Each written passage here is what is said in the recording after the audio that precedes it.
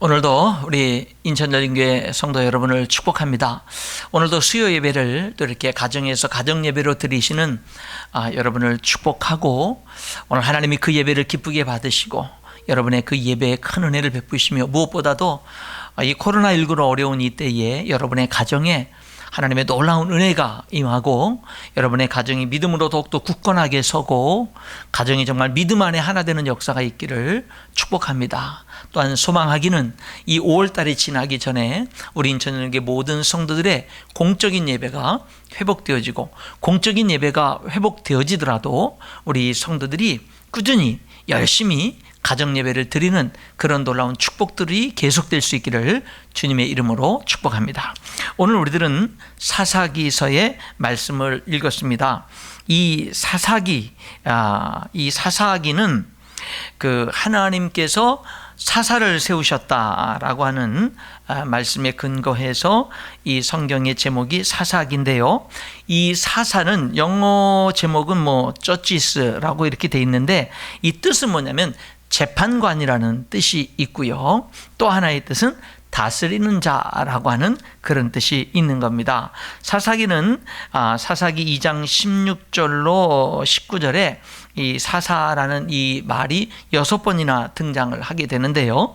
근데 그때 이 사사라고 하는 사람은 어떤 사람들을 말하는 거냐면, 하나님이 이스라엘 백성, 하나님의 백성들을 적국들로부터 이렇게 구원해내기 위해서 세운 사람, 구원자, 이런 사람을 사사라고 이렇게 말하지요. 이 사사기서의 저자는 누구냐? 익명입니다. 다시 말하면 자신의 이름을 드러내지 않은 거죠. 누구인지 모른다라고 하는 것입니다. 바벨론 탈무드, 이스라엘이 전통적으로 이렇게 주장하는 내용 가운데 사사기서의 저자는 룻기서의 저자와 사무엘서의 저자와 동일한 사무엘이 저자다, 이렇게 이스라엘 사람들은, 바벨론의 탈무드는 주장하기도 하고, 나름대로 어느 정도 이 주장이 타당성이 있는 이유는 사사기에 기록된 이 사건들이 사무엘의 죽음 이전에 발생했던 사건들이기 때문에, 그래서 이제 사무엘이 저자일 것이다, 이렇게 주장을 하기도 하는데, 분명한 것은 정확한 저자가 누군지는 모른다라고 하는 것이고요. 사사기서는 몇 년도에 쓰여졌느냐, 역시 몇 년도에 쓰여져 있는지도 정확히 알기가 어렵고요. 단지 BC, 예수님이 이 땅에 오시기 전 14세기에서 11세기 사이에 기록됐을 것이다, 이렇게 추정은 하고 있습니다. 사사기 1장 9절에 철병거가 있다라고 하는 말씀이 있거든요. 그렇기 때문에 사사기서는 룻기서와 마찬가지로 세계 역사를 볼 때는 후기 청동기 시대, 약 BC 1550년부터 1200년까지의 그 시기에 해당되는 후기 청동기 시대로부터 시작해서 초기 철기 시대, 약 BC 1200년부터 1000년까지 해당되는 그런 초기 철기 시대, 그 시대를 연결하는 그 과도기적인 시기를 이렇게 포함하고 있는 것을 보게 되는 거죠. 그래서 대략 연대를 BC 14세기에서 11세기 정도로 추정을 하고 있는 겁니다. 그럼 사사기서의 배경은 뭐냐? 사사기는 여호수아, 이 가나안 땅을 정복하는 지도자인 여호수아가 죽고요. 그리고 하나님의 놀라운 구원의 역사를 체험했던 그 아버지, 부모님들의 세대가 다 죽습니다. 그리고 이제 다음 세대들이 태어나게 되고요. 그리고 사무엘이 또 이제 지도자로 이제 세워져서 일을 하게 되고, 그러다가 이제 그 왕을 또 세우게 되는 그 역사까지의 약 대략 300년에서 350년간의 기간을 이제 포함하고, 내용들을 포함하고 있는 것이 이 사사기서가 되겠습니다. 이 사사 시대 때, 이 사사들이 다스리던 이 시대 때 이 이스라엘 땅, 가나안 땅의 배경은 강대국이었던 이 바벨론 제국은 이 카시트족에 의해서 힘을 잃고 있었고, 또 점점 강성해 가고 있는 아시리아는 역시 마찬가지로 카시트족과 또 다른 어떤 족들과의 분쟁으로 인해서 이 가나안 땅까지, 팔레스틴 땅까지 영향을 미칠 수가 없는 그런 상황이었고, 히타이트 족속들도 역시 마찬가지로 이제 그 시리아까지 침공을 하긴 했지만 이 가나안 땅까지 접근하지 않은 이유는 이집트, 이 가나안 땅이 당시 이집트의 통치하에 있었기 때문에 이집트로 인해서 가나안 땅까지는 침공해 내려오지 못했고, 그럼 이집트는 어땠느냐? 역사적으로 보게 되면은 그 당시 이집트 왕들은 이 가나안 땅에 대해서 별로 관심이 없었기 때문에 이 사사 시대의 이 팔레스타인 땅은 세계의 초강대국들로부터 어떤 영향도 받지 않은, 그저 블레셋의 침공이나 블레셋의 어떤 블레셋과의 관계나 이런 데 영향 외에는 그다지 그렇게 큰 영향을 받지 않았던 그런 배경이 이 사사시대의 배경이 되겠습니다. 사사기서의 청중, 사사기서는 어떤 사람들을 위해서 기록이 됐느냐면은, 우선은 여호사가 죽고 난 다음에 성경은 2장 6절부터 10절에 보니까 하나님 여호와를 알지 못하는 세대가 생겨났다는 거예요. 이 하나님을 알지 못하는, 그렇다고 그들이 하나님을 예배하지 않은 건 아닌데 하나님의 살아계심을 체험한 적이 없는 거예요. 그냥 들어서만 알기 때문에 그 하나님에 대해서 이론적으로만 알지 제대로 알지 않는 거예요. 그래서 그런 것을 사사기서는 여호와를 알지 못하는 세대가 생겨났다, 이렇게 말씀하고 있는 거죠. 그것을 통해서 보면 여호수아와 그 시대의 사람들이 열심히 살아계신 하나님을 믿고 순종하면서 가나안 땅을 정복하는 위대한 일을 이루었지만 자녀들의 신앙교육에는 또 실패했던 그런 모습들을 우리들이 생각해 볼 수가 있는 겁니다. 여러분, 자녀의 신앙교육이 진짜 중요한데 참 성공하는 것도 참 쉽지 않은 것 같아요. 그래서 저와 여러분이 지난 주일에도 설교 때 말씀을 드렸지만 우리들은 정말 자녀들의 신앙교육에 더 적극적으로 헌신을 해야 됩니다. 하나님의 은혜를 정말 간절하게 구하면서 적극적으로 헌신을 해야 되는 거예요. 여러분, 이 사사기서에 등장하는 하나님의 백성들의 특징은 뭐냐면 하나님을 알지 못했다, 이게 특징이었고요. 그때에 이스라엘의 왕이 없었기 때문에 사람들은 자기가 자기 소견에 자기 생각에 옳은 대로 행동했다, 이것이 사사시대의 특징이었다라고 하는 것을 보게 되는 거예요. 그래서 사사기서는 우리들이 뭐냐면 왕이 없었고, 왕이 없었다라는 것과 이 사사기서를 이해하려면 왕이 없었다라는 이 말을 우리들이 생각할 필요가 있고, 그렇기 때문에 사람들은 자기가 옳은 대로 저마다 행동했다, 자기가 옳은 대로 저마다 행동했다, 이 이야기가 사사기서를 이해하는데 굉장히 중요하다라고 하는 것입니다. 이 가나안 땅을 정복해서 분배하고 정착을 했지만 가나안 땅의 족속들을 다 진멸하지 못했어요. 그렇기 때문에 이스라엘 백성들은 가나안 땅에 다 몰아내지 못한 가나안 사람들과 함께 섞여서 살게 됐고, 그러다 보니까 타협하게 됐고, 신앙적으로 타협하게 됐고, 하나님을 배반하면서 우상을 섬기기도 했고, 그래서 하나님의 백성들이 하나님이 중심인 삶, 하나님이 중심인 나라를 세우길 원했는데 실제 가나안 땅에 들어간 이스라엘 백성들은 혼합 종교의 나라를 세우고 마른 거예요. 하나님도 섬기면서 우상도 섬기는, 그리고 어떤 때는 하나님을 더 섬겼다, 어떤 때는 우상을 더 섬겼다, 어떤 때는 둘 다 섬겼다, 이렇게 혼합 종교를 이제 그 신앙을 갖게 됐다라고 하는 거죠. 하나님이 원하는 것은 여러분 그것이 아닙니다. 오늘 저와 여러분도 마찬가지예요. 여러분, 진짜 우주 만물을 창조하시고 다스리시는 분은 하나님밖에 안 계세요. 다른 모든 것들은 우상이란 말입니다. 그렇기 때문에 하나님은 우리들이 온전히 우주 만물을 창조하신 하나님만을 섬기기를 원하는 것이지, 우상도 섬기면서 하나님도 섬기는 거, 여러분 그런 것들은 하나님이 정말로 원하지 않는다라고 하는 것이죠. 자, 사사기서의 목적, 사사기서는 왜 기록이 됐는가? 사사기서는요, 이스라엘 백성들이 어떻게 점점 시간이 지남에 따라서 더 악해지고 더 타락해졌는지를 보여주고 있습니다. 그래서 사사기서를 보게 되면은 반복되는 사이클이 있어요. 반복되는 사이클, 나선형 사이클이라고도 하는데 반복되는 구조가 있어요. 이게 반복이 되면 될수록 죄악은 더 커져갔고 타락은 더 커져갔던, 이제 이런 안타까운 모습들을 보게 되는데, 그럼 뭐가 반복되냐면 이스라엘 백성들을 죄를 짓고 우상 숭배하면서 하나님 앞에 죄를 짓습니다. 첫 번째 죄를 져요. 그럼 하나님이 심판을 합니다. 그래서 이웃나라 이방인들에 의해서 압제를 당하고 고통을 당합니다. 그럼 그때서 이스라엘 백성들이 잘못했습니다라고 하나님께 회개하고 하나님께 살려달라고 구원해달라고 부르짖게 됩니다. 그러면 하나님이 그때 사사를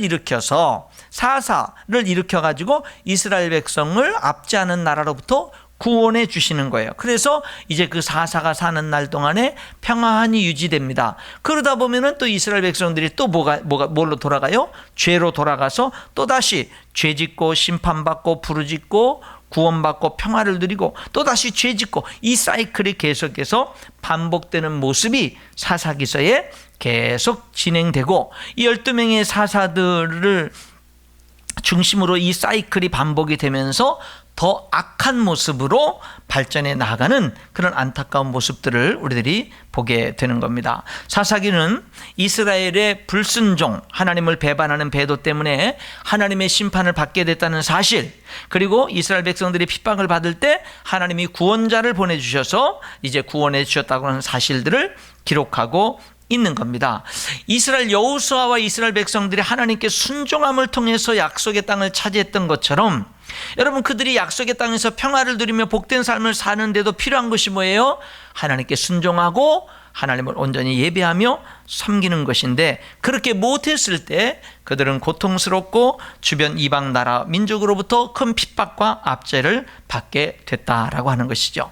이제 이 사사기서를 우리들이 한번 전체적인 구조를 한번 우리들이 이제 보기를 원합니다. 사사기서가 이제 21장까지 이제 쭉 진행이 되는데 21장까지 어떤 구조로 진행이 되어 있느냐면 세 가지로 이렇게 나눌 수 있어요. 먼저 서론 부분이 1장부터 이제 3장 5절까지가 이제 서론 부분이고 3장 6절부터 본론입니다. 3장 6절부터 본론인데 이 16장 31절까지가 이제 본론인데 그 본론에는 뭐가 나오는 거죠? 사사들의 이야기가 본론인 거예요.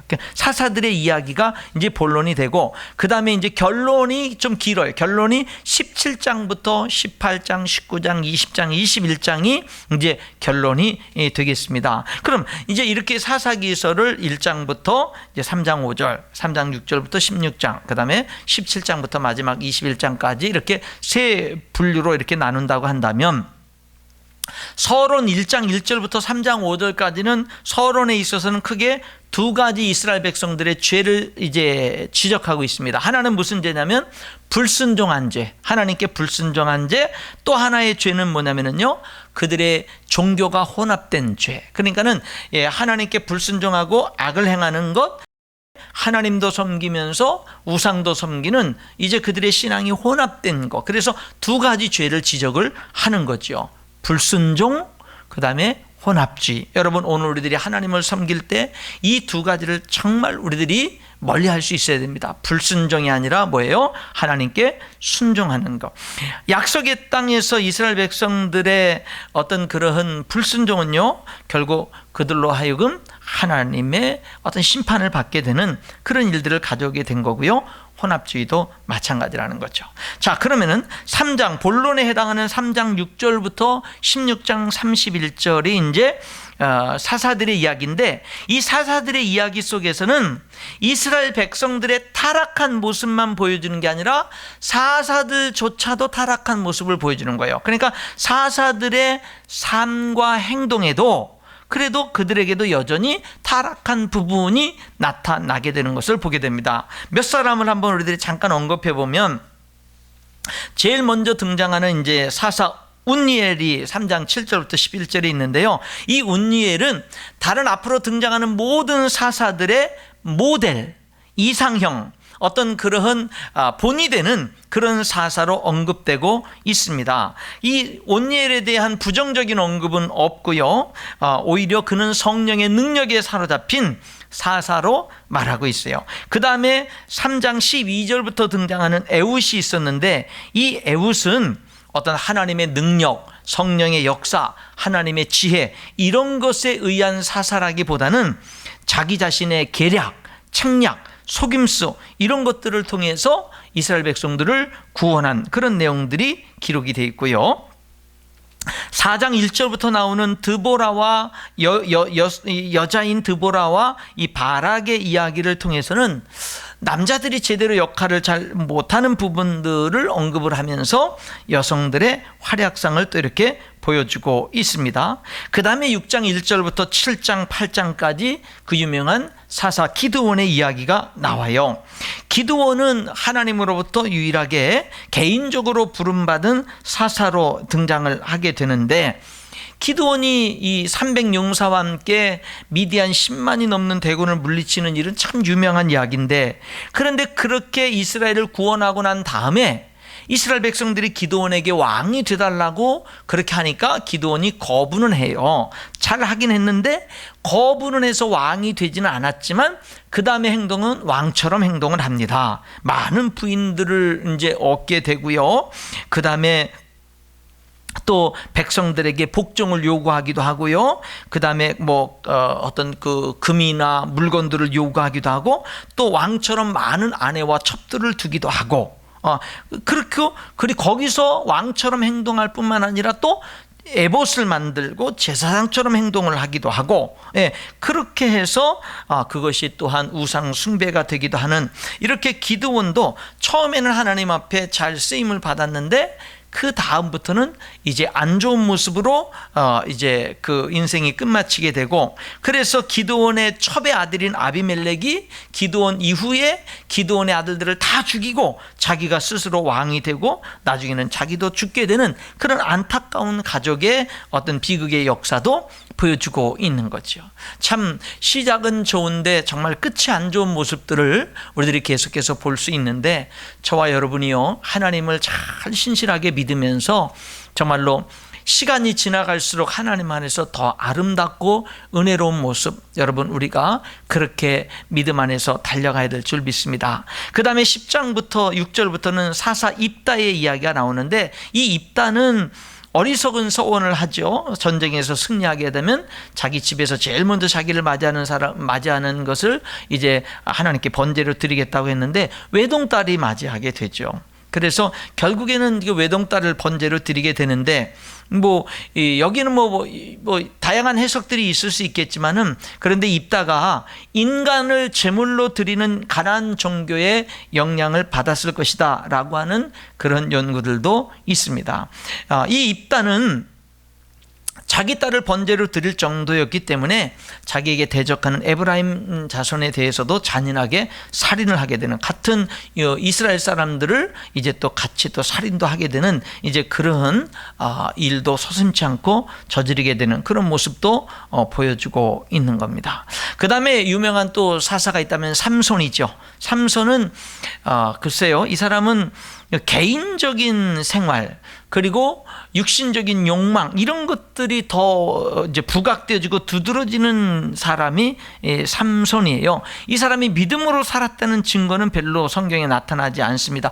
나시린으로 모태로부터 하나님께 택함 받은 사람으로 출생을 했음에도 불구하고 중심이 하나님께 있지 않았던 그런 안타까운 모습을 보게 되고요. 자기 눈에 좋을 대로 어떤 육신의 욕망에 의해서 움직이는 사사다 이렇게 말할 수도 있고, 그가 나중에 죽을 때 살아있을 때보다 더 많은 블레셋 사람들을 죽였는데 그때도 그는 이렇게 외칩니다. 삼손이 여호와께 부르짖어 가로되 주 여호와여 구함나니 나를 생각하옵소서. 하나님이여 구함나니 이번만 나로 강하게 하사 블레셋 사람이 나의 두 눈을 뺀 원수를 단번에 갚게 하옵소서. 그러니까 이 죽을 때 많은 블레셋 사람들을 죽이는 이제 그런 원수를 갚는 일을 할 때도 그에게 가장 강력한 동기는 자기의 두 눈을 뺀 원수를 갚게 해달라는 거였어요. 그러니까 이 사람은 어떤 하나님의 비전 이런 것에 전적으로 헌신됐다기보다는 하나님이신 능력을 가지고 오히려 자기 개인적인 삶을 향해서 이렇게 달려나가는 그런 모습들을 보게 되는 겁니다. 이렇게 이제 사사들, 그 다음에 스토리가 자세하게 기록되지 않은 삼갈, 돌라, 야일, 입산, 엘론, 압돈 이런 여러 사사들의 이야기도 이름도 거기에 기록이 되고 있습니다. 자, 그러면은 결론이 17장 1절부터 이제 18장, 19장, 20장, 17, 18, 19, 20, 20 5장에 걸쳐서 결론이 나오게 되는데, 결론은 이런 얘기예요. 이스라엘이 영적으로 타락한 이유는 뭐냐? 그 근본적인 이유는 그들에게 왕이 없었기 때문이다 라고 하는 게 결론이에요. 그러면서 17장, 18장은 종교적인 타락의 모습을 보여줍니다. 그래서 미가라고 하는 사람의 그런 죄악된 모습과, 그리고 그 사람이 한 방황하는 레위인을 개인 가정의 제사장으로 삼았던 일, 그리고 단지파가 그 개인 제사장을 또 빼앗아가면서 자기 단지파의 제사장으로 삼는 일, 그런 일들에 있어서 어떤 믿음적인 은혜로운 모습들은 보이지 않고 육신적인 모습들만 보이게 되는, 그래서 17, 18장이 종교적인 아주 부패한 타락상의 모습을 마지막 결론적으로 보여주고요, 19장, 20장, 21장은 도덕적인 타락의 모습을 보여줍니다. 한 레위인이 첩을 뒀다는 얘기, 그 첩은 행음을 했다는 얘기, 그러다가 이제 어떤 베냐민의 불량배들에 의해서 레위인의 첩이 이제 그 강간을 당하고 죽게 된 이야기, 그랬더니 레위인이 그것을 그 시체를 토막내서 12지파에게 보낸 이야기. 그래서 12지파들과 이제 이 베냐민 자손들이 전쟁을 해서 베냐민 지파가 다 거의 다 죽어서 멸망의 그 어떤 직전까지 가게 된 이야기. 이제 이런 이야기들은요, 이게 말도 안 되는 이야기들인데 얼마만큼 이스라엘 백성들이 왕이 없이 자기 소견대로 살면서 종교적으로 도덕적으로 얼마나 타락했는지를 결론에서 보여주는 거예요. 17장부터 21장까지 5장에 걸쳐서 이제 보여주고 있는데, 그 최종적인 결론이 마지막 장 마지막 절에 나오게 되는 거예요. 사사기 21장 25절에 최종적인 결론이 뭐라고 나오냐면요, 그때에 이스라엘의 왕이 없으므로 사람이 각기 자기 소견에 옳은 대로 행하였더라, 이렇게 얘기를 하는 겁니다. 결론에서는 4번에 걸쳐서 이스라엘의 왕이 없었기 때문에 사람들이 자기의 소견에 옳은 대로 살았다는 이야기를 17장 6절, 18장 1절, 19장 1절, 21장 22절에 4번이나 반복을 하면서 실제로 그러한 이스라엘 백성들의 개인, 지파, 레위인들의 그런 모습들을 실질적으로 보여주는 거죠. 여러분, 왕이 없었다는 이야기는요, 단순히 인간 왕이 없었다는 그런 이야기뿐만 아니라 하나님이 그들에게 진정한 왕이 못 됐다는 이야기를 여기서 얘기하고 있는 거예요.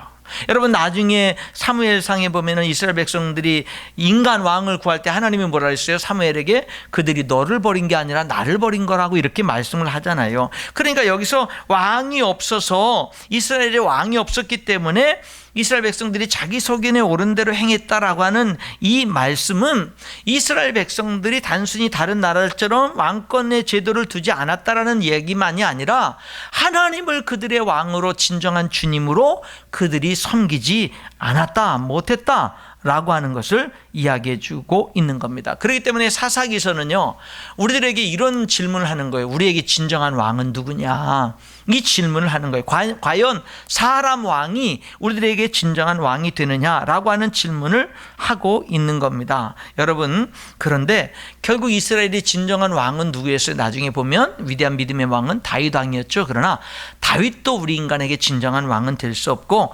진정한 우리들의 왕은 만왕의 왕 메시아이신 예수 그리스도가 우리의 진정한 왕이 된다라고 하는 것을 말씀해 주고 있는 것입니다. 성도 여러분, 오늘 여러분들이 이 말씀을 통해서 정말로 내 삶에 예수 그리스도가 진정한 왕이라고 하는 이 사실을 분명하게 고백하는 우리 성도들이 될 수 있기를 바라고요. 오늘 우리들은 사사기서 18장 1절을 읽었고 이제 7절부터 10절까지 있는 말씀을 읽었거든요.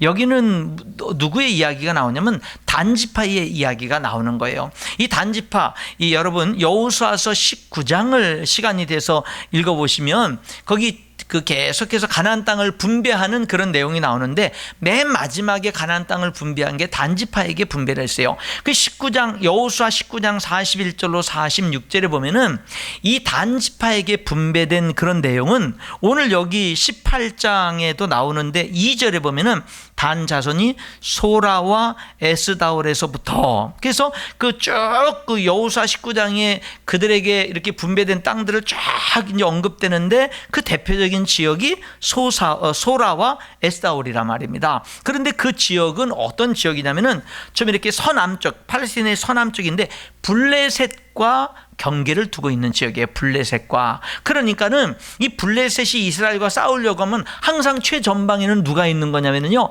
단 지파가 있는 거예요. 그러니까 다른 지파들에게는요, 단 지파가 고맙죠. 왜냐면은 다 블레셋이 쳐들어올 때는 단 지파부터 먼저 공격을 하니까. 그러니까는 이 이스라엘 백성들에게는 굉장히 이 단 지파가 고맙지만, 이 단 지파의 입장에 있어서는요, 항상 이 강력한 블레셋과 늘 싸워야 되는 그런 상황 속에서 이 자기들에게 분배된 땅에 대한 불만이 있는 거예요. 그러니까 결국에는 이 오늘 여기 본문 말씀에 어떻게 해요? 이 단 지파가 다른 땅 없어? 이거 우리들 분배받은 이 땅, 늘 블레셋이라고 하는 적을 늘 앞에 두고 살아야 되는 이 불완전한 이 삶, 저에게는 더없이 희생적인 역할을 감당하는 고마운 존재이기도 하지만은, 사명이 있는 그런 땅이기도 하지만은, 자기들에게는 늘 불안한 그런 불만이 가득한 땅이어서 그들은 이제 좀 안심하고 평안하게 살 수 있는 미래가 보장되는 그런 땅을 찾아 나선 거예요. 그리고 나서 여기 7절에 보니까 라이스라고 하는 것,